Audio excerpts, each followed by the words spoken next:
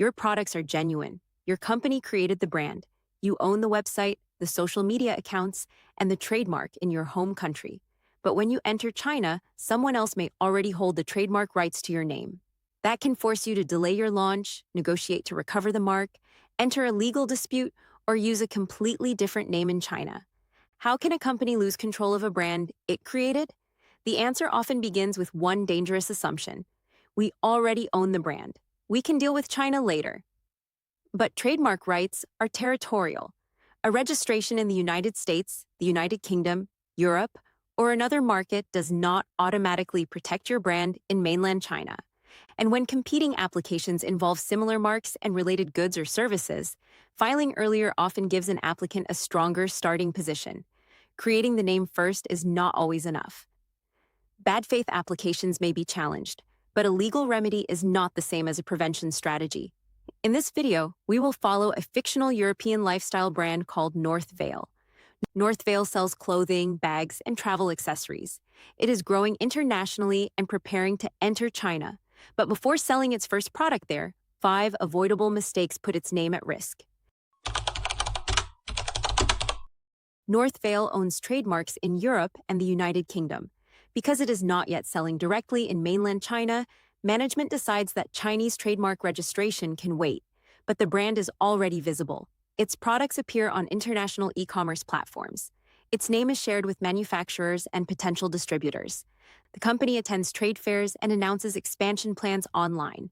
By the time NorthVale officially enters China, the brand may already have been exposed for years. This is how many trademark conflicts begin. Companies often believe market entry starts when products become available to Chinese consumers. In reality, brand exposure begins much earlier. A manufacturer may see the name. A potential distributor may know the company's plans. An online seller may notice that the brand is becoming popular overseas. Or another business may independently choose a similar name. Not every earlier application is dishonest.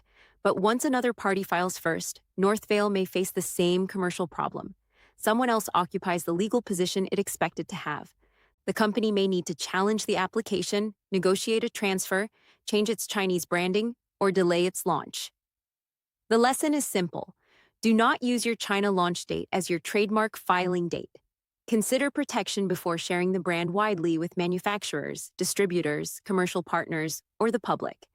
Early filing is usually easier than recovering a name later. NorthVale eventually registers its English name. Management assumes the brand is now protected. But Chinese customers find NorthVale difficult to pronounce. Online sellers begin using a Chinese name that sounds similar. Influencers use the same name in product reviews. Distributors place it in local marketing materials. Over time, that Chinese name becomes more recognizable than the original English mark. But NorthVale never registered it. Another applicant does. NorthVale now owns the English trademark, while someone else controls the name Chinese customers search for and recognize. This affects much more than legal ownership. It can affect online search results, social media, advertising, distributor communication, and customer trust. A Chinese brand name may follow the sound of the original name, communicate its meaning, or combine both. The best option should sound natural to Chinese customers, fit the brand, and be available for registration. A Chinese name should not be treated as a last-minute translation. It is part of the brand itself. The market will often create a Chinese name for a foreign company. The strategic question is whether the company chooses and protects that name first. Register the name your customers will actually use. Foreign companies often protect the wrong products or the wrong version of the brand. NorthVale makes both mistakes. The wrong business coverage. NorthVale registers its name for clothing. It receives a trademark certificate. Problem solved? Not necessarily. The company also sells bags and travel accessories. It plans to operate an online store and license the brand to retail partners. Trademark protection is connected to the goods and services covered by the registration. Protection for clothing does not automatically extend to every product or commercial activity using the same name. NorthVale may control the name for clothing while leaving bags, retail services, or other important areas exposed. Another company may then apply for the same or a similar name in one of those areas. The result is a fragmented portfolio. NorthVale controls part of the brand. Someone else may control another commercially important part. The same risk affects companies in other industries. A technology business may protect downloadable software, but overlook cloud services or software as a service. A food company may protect packaged products but overlook restaurant or delivery services. Before filing, a company should ask, what do we sell? How do customers access it? Which related services support the business? Where are we reasonably likely to expand? The goal is not to cover every imaginary product. The goal is to protect the commercial activities that matter. A trademark certificate is not the final objective. Relevant business coverage is the objective. The wrong brand format NorthVale also registers only a stylized logo. 2 years later, the company updates its visual identity. The font changes, the symbol disappears. The new branding no longer looks exactly like the image shown on the original certificate. The registration may still have value, but it may not provide the flexibility NorthVale expected. For many companies, the core word mark should be considered separately from the logo. A word mark protects the name without tying the company to one detailed visual design. A separate logo application can provide additional protection for the graphic identity. Protecting the English name, Chinese name, and important logo elements separately can make the portfolio more resilient when the brand evolves. But choosing the wrong products is not the most dangerous mistake.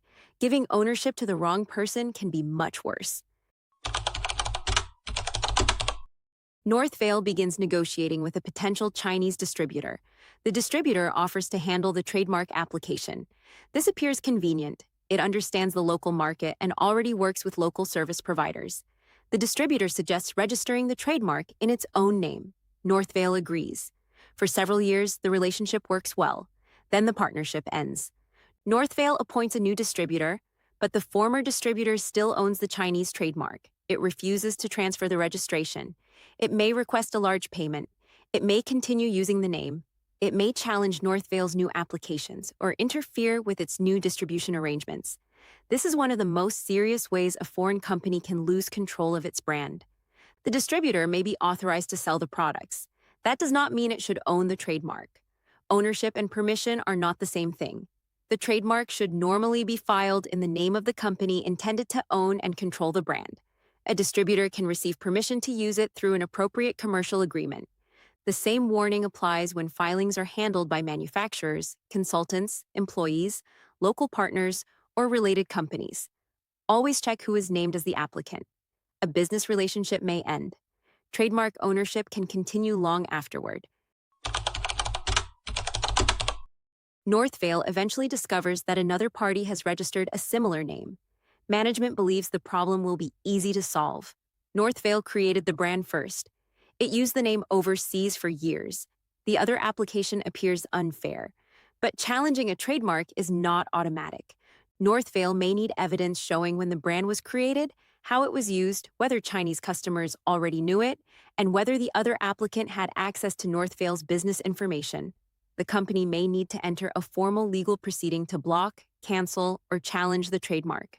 NorthVale may ultimately succeed, but while the dispute continues, its launch may be delayed. Its distributor may be uncertain. Its online store application may be interrupted. Its marketing plans may need to change. Its legal costs may increase. That is why this principle matters. A legal remedy is not the same as a prevention strategy. The best dispute is often the one that early protection prevents. And even after NorthVale recovers or registers the trademark, another mistake can put the name at risk again. Treating the certificate as the end of the process. After registration, NorthVale should monitor new applications for similar names, keep its ownership information accurate, preserve evidence of genuine use, and respond quickly to official notices. A company can protect the brand today and still allow problems to develop tomorrow if it never monitors the portfolio. Owning the certificate is important. Maintaining a useful and enforceable trademark portfolio is more important. So, why do foreign brands lose their names in China? Usually, it is not because of one dramatic event. It happens through a chain of smaller decisions. They assume overseas registration is enough. They wait until the launch. They ignore the Chinese name. They protect the wrong products or only one version of the brand. They allow a distributor or partner to control the filing. And they assume a later legal challenge will solve the problem. The preventive strategy is much simpler. Step 1, identify the important brand elements. Identify the English name, Chinese name, logo, and important product names. Consider which names customers, distributors, online sellers, and the media are likely to use. Step 2. Search before the brand is exposed. Conduct a clearance search before announcing the brand or entering important commercial negotiations. Look beyond exact matches and consider similar names, sounds, meanings, and Chinese language versions. Step 3. Protect the real business. Choose goods and services based on how the company operates today and where it is reasonably likely to expand. Do not protect one product while leaving the core business exposed. Step 4. File under the correct owner. The applicant should be the company intended to own and control the brand. Commercial partners can receive permission to use the trademark without owning it. Step 5. Monitor and maintain the portfolio. Watch for conflicting applications, preserve evidence of use, keep ownership information accurate, and act early when a problem appears. A brand name is more than a word. It represents reputation, customer trust, product development, marketing investment, and the ability to enter new markets under a consistent identity. But commercial ownership and legal ownership are not always the same. You may have created the brand, you may own it in your home country, you may have used it for many years, but without the right trademark strategy in China, another party may obtain rights that interfere with your manufacturing, distribution, licensing, e-commerce, or market entry. The most important lesson is simple. Do not wait until China becomes your biggest market to protect your name there. Protect the English name. Choose and protect the Chinese name. Cover the products and services that matter. Keep ownership under the correct company, and act before the brand becomes widely exposed.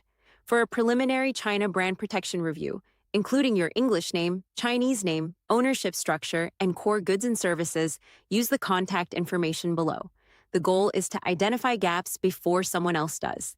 Subscribe for more practical guidance on intellectual property protection and doing business in China. Thank you for watching.